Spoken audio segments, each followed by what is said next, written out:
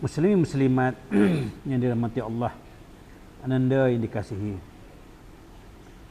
Adapun bersolat itu jangan kita tinggal hukum qalbi. Setelah kita melaksanakan rukun yang 13, jangan kita tinggal hukumnya qalbi. Syariat dan hakikat hendaklah seiring, sejalan dan selari. Tidak boleh kita membuat syariat sahaja, tak boleh kita melakukan hakikat sahaja. Kulit tanpa isi, isi tanpa kulit tidak sempurna. Baik. Bagaimanakah caranya untuk kita bersolat dengan hukum qalbi? Hukum qalbi ada 7 tingkatan, 7 makam, 7 peringkat, 7 bahagian. Pertamanya qasad. Qasad ini artinya menentukan niat. Menentukan niat. Persoalannya, manakah yang dikatakan sebenar-benarnya niat? Kita selalu melafazkan seumpamanya sahaja aku sembahyang maghrib 3 rakaat kerana Allah Ta'ala. Itu sebenarnya bukan niat. Itu lafaznya niat. Itu belum berniat itu. Itu sekadar lafaznya niat. Tetapi Allah suruh kita berniat. Sedangkan kita hanya melafazkan niat. Mana sebenar-benar niat? Niat ini sesuatu yang tidak berhuruf, sesuatu yang tidak bersuara, sesuatu yang tidak berjirim dan tidak berjisim. Ini dikatakan niat. Contohnya, apakah ananda sekalian tahu ke manakah akan saya pergi esoknya? Ayahanda ada perancangan untuk pergi ke satu tempat. Apakah tuan-tuan sekalian tahu? Inilah yang dikatakan sesuatu yang tidak berhuruf, tidak bersuara, tidak berjirim dan tidak berjisim. Inilah dikatakan niat. Barang siapa untuk bertemu dengan niat, barang siapa yang ingin mengetahui apakah itu niat, saya bagi satu petua. Untuk berniat, hendaklah cari apakah benda yang tidak berhuruf, tidak bersuara. Kalau sudah jumpa yang tidak berhuruf, tidak bersuara, itulah niat. Barang siapa yang berjumpa yang tidak berjisim dan tidak berjirim, itulah niat. Adapun yang kita sebut selama ini, itu bukan niat. Itu lafaznya niat. Niat ini kita zahirkan dengan mulut, tasdikkan dengan hati. Tetapi perkara hati ini, perkara hatilah yang dikatakan kalbu. Hatilah kalbu, kalbulah hati. Memang lafaz dengan mulut berintikat di dalam kalbu, berintikat di dalam hati. Tetapi tahukah anak anda sekalian, di manakah kalbu? Di manakah hati? Kalbu ataupun hati yang halus itu bukan di dalam dada, bukan di luarnya dada. Jadi, jikalau tidak mengenal kalbu, bagaimana anda nak berniat? Sekadar lafaznya niat, anak kecil pun boleh melafazkan niat. Ingat, innamal a'mal binniat. Bermulanya amal itu dengan niat. Barang siapa tidak lulus niat, maka seluruh amal ibadah solatnya kita itu tidak akan diterima Allah Subhanahu wa taala. Bermulanya amal itu dengan niat. Innamal a'mal binniat. Jadi kena pastikan manakah niat. Barang siapa nak memastikan niat, hendaklah terlebih dahulu mengenal qalbu. Inilah yang dikatakan bersolat dengan hukum qalbi. Bersolat dengan hukum qalbu. Kita tinggalkan dulu arti qasad. Qasad itu artinya menyatakan niat. Mari kita masuk hukum qalbi yang kedua, iaitu ta'ruf. Ta'ruf ini bahasa Arab. Bahasa Melayu kata takrif. Apa arti takrif? Tentukan yang mana sunat, yang mana wajib. Sebelum kita mendirikan solat, kita hendaklah terlebih dahulu pastikan, tentukan sebenar-benar yakin mana yang sunat, mana yang wajib untuk dibawa berjumpa Allah. Pada ulasan yang lalu, Ayanda dah terang panjang lebar mengenai ta'aruf. Yang sunat itu anggota 7. Anggota 7 tak ada pun tak apa. Allah tak perlu kepada kaki kita, tetapi wajib berdiri. Allah tak perlu kepada tangan, tetapi wajib bertakbir. Ingat ini. Jadi, tentukan mana sunat, mana wajib. Anggota tangan, kaki ini perkara yang sunat. Tetapi, perkara berdiri, perkara takbir, ini yang wajib. Tapi berdiri dengan apa? Manakah anggotanya yang wajib itu? Ini dikatakan ta'aruf. Carilah anggota yang wajib untuk dibawa berjumpa Allah. Seumpamanya kita nak masuk ke negara Singapura, biarpun bawa duit yang banyak, belum tentu tuan-tuan boleh masuk ke negara Singapura. Kenapa? Kerana duit itu sesuatu yang sunat. Marilah kita bawa pasport, kerana pasport itu sesuatu yang wajib. Jadi manakah pasport solat kita? Manakah yang wajib di dalam diri kita ini untuk dibawa berjumpa Allah Subhanahu Wa Taala? Baik. Anda tinggal dulu di situ, kita masuk pada hukum yang ketiga. Hukum qalbi yang ketiga, iaitu ta'yin. Apa arti ta'yin? Ta'yin ini artinya menentukan waktunya bersolat. Ta'yin artinya menentukan waktunya solat. Mana yang dikatakan waktu bersolat? Muslimin muslimat yang dirahmati Allah sekalian, waktunya bersolat itu bukan letaknya di jam dinding, bukan letaknya pada ukuran bayangnya matahari. Kalau tidak ada jam dinding, kalau tidak ada bayangnya matahari, apakah kita tak perlu bersolat? Sedangkan bersolat itu wajib. Tengok orang-orang terdahulu, para wali Allah terdahulu, hidupnya dalam pertapaan dalam gua yang tidak ada jam dinding, yang tidak ada jam tangan, yang tidak ada bayang matahari pun di dalam gua. Bagaimana mereka menentukan solat? Tambahan pula, masa dulu tidak ada pun jam tangan, tidak ada pun jam dinding. Bagaimanakah mereka menentukan waktunya solat? Ini berarti waktu solat itu bukan berada pada jam dinding, bukan berada pada ukuran bayangnya matahari.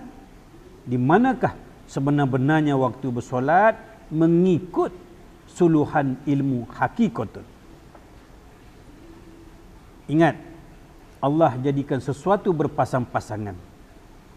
Putih pasangannya hitam, tinggi pasangannya rendah, kulit pasangannya isi.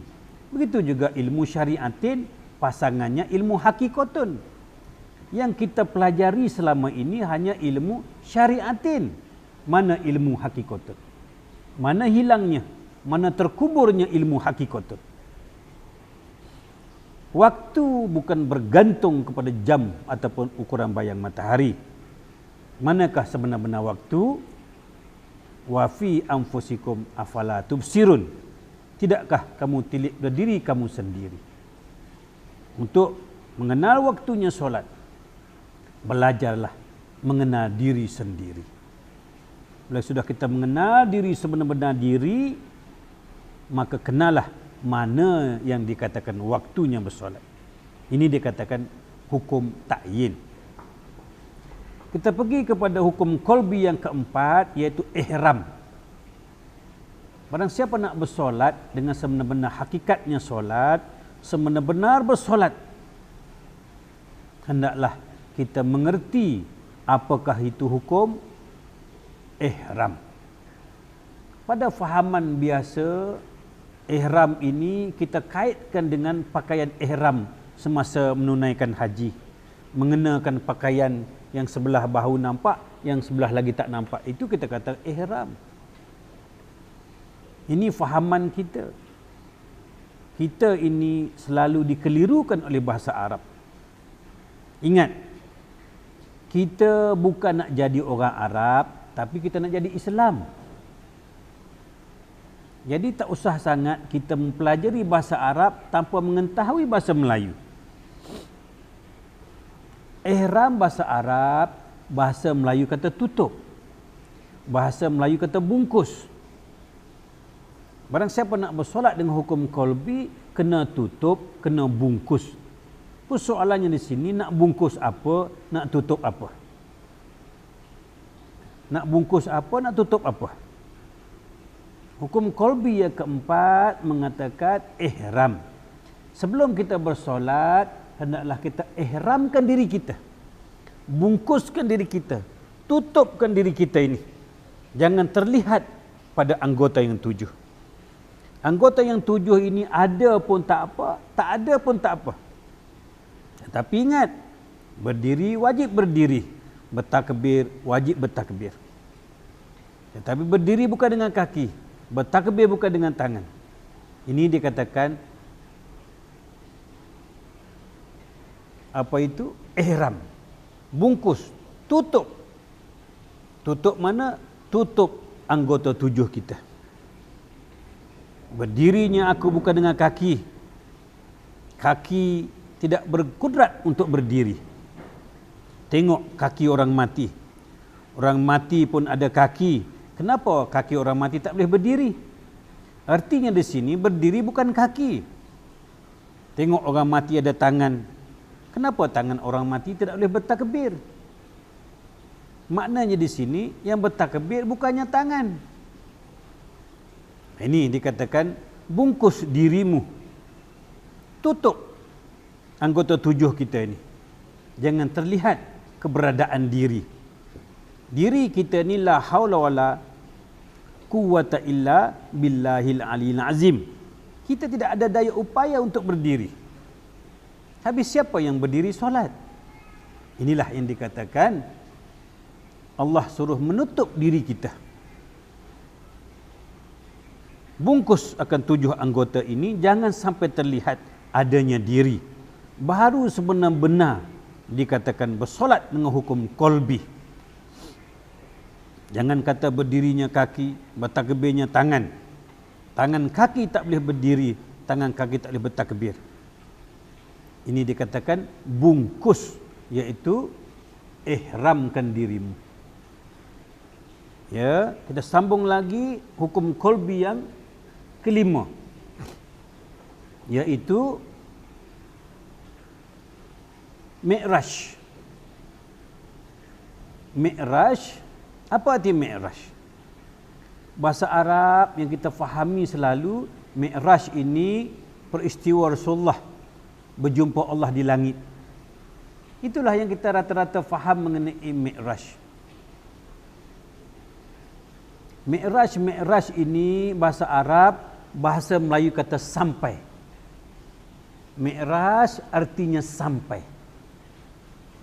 Persoalannya di sini, sampai di mana?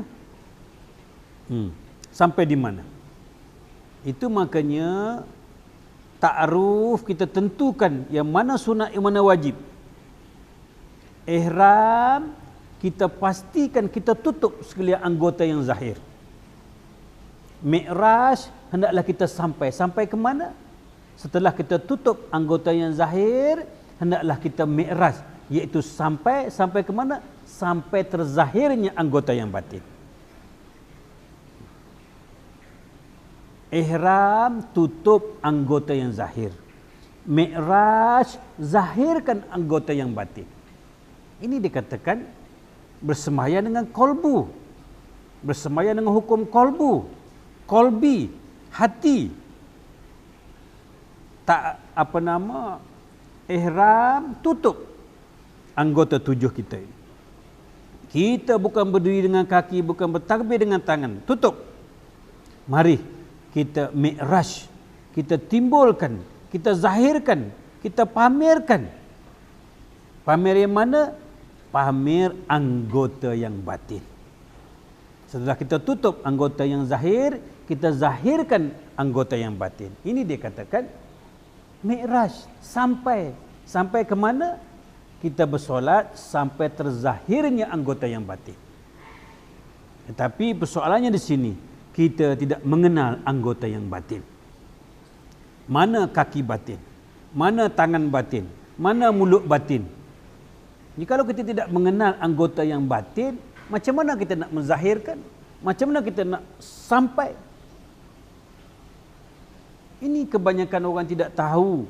Bersolat itu hanya anggota zahir saja. Bersolat itu anggota zahir dan batin. Bila sampai ke hukum mi'raj, artinya mi'raj ini sampai terlihatnya anggota yang batin. Biarlah kaki batin yang berdiri, biarlah tangan batin yang bertakbir, biarlah mulut batin yang melafazkan kalimah Allah. Ini baru benar-benar bersolat dengan hukum qalbi, sebenar-benar hakikatnya solat. Sebenar-benar kita mengikut perintah Allah. Wala syariatin ala hakikatun batilatun. Barang siapa buat syariat, tidak ada hakikat batal. Tetapi inilah yang sedang kita pelajari, supaya ilmu syariat dengan ilmu hakikat itu berjalan serentak, seiring. Ya, tidak meninggalkan salah satunya. Pergi kepada rukun hukum qalbi yang keenam, iaitu selepas kita ihram, kita mi'raj, selepas mi'raj itu munajat. Hukum qalbi yang keenam iaitu munajat. Sekali lagi, setelah kita mendengar munajat dalam bahasa Arab, kita pun beranggapan bahawasanya munajat itu berdoa. Munajat itu berminta-minta. Nah, sebenarnya munajat apa artinya? Munajat arti berpandang-pandangan. Setelah kita ta'aruf, setelah kita ihram, tutup anggota yang zahir, mi'raj anggota yang batin, baru dikatakan berpandang-pandangan. Nah, sampai ke mana? Sampai berpandang-pandangan. Mi'raj artinya sampai, munajat artinya sampai berpandang-pandangan.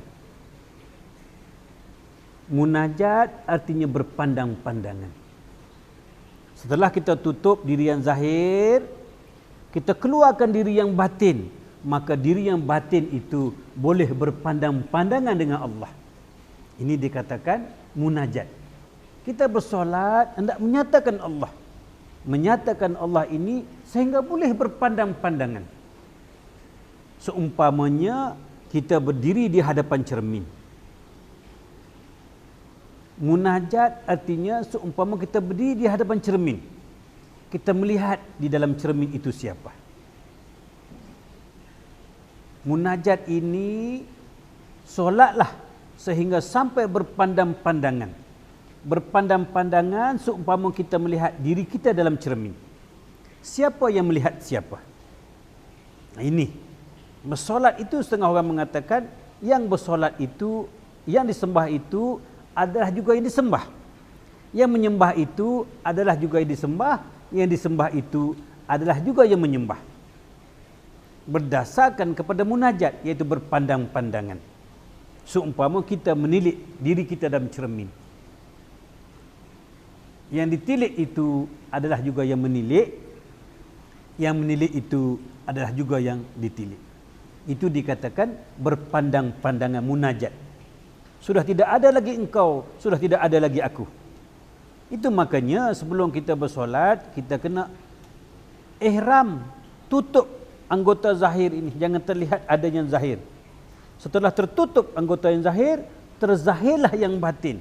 Apabila terzahirnya yang batin sahaja boleh mengenal yang batin. Yang halus sahaja boleh mengenal yang halus.